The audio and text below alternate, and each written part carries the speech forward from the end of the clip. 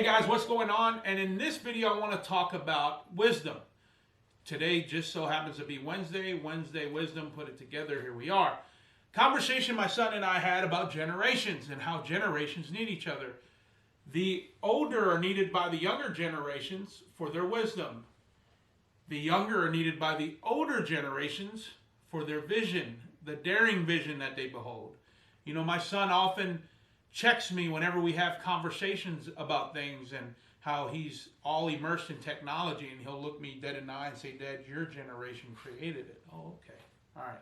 13-year-old boy. We talked about generations, and he hit me with, "What do you think Socrates would do if he was alive today?"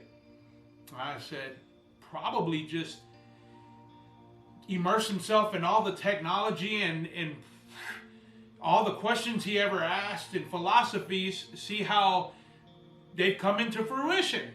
And he told me he disagreed.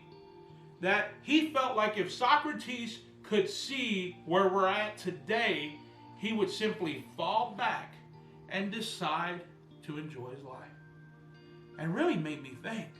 So I started to do a little bit more research. Socrates stretched his whole life.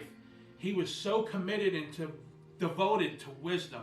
And it made me think of somebody in the Bible, King Solomon, when approached by God and was basically granted one wish, instead of choosing, power, money, everything else, he was already a king, he asked God to provide him with wisdom.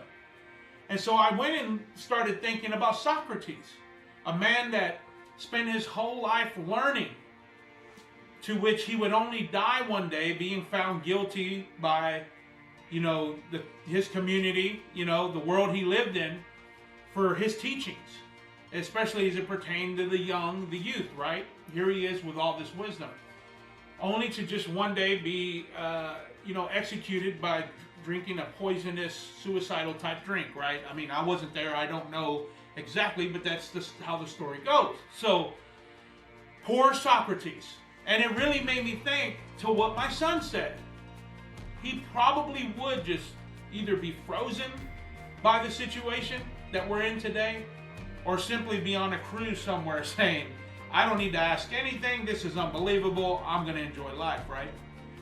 But did he really take any of the information he learned and apply it? So let's go back to Solomon.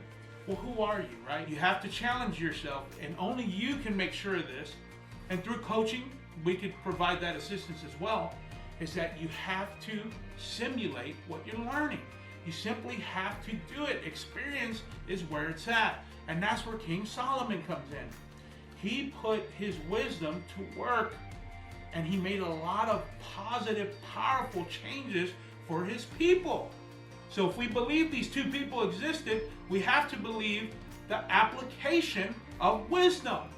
Socrates should have been able to think his way out of the situation he was in and get out of it, right?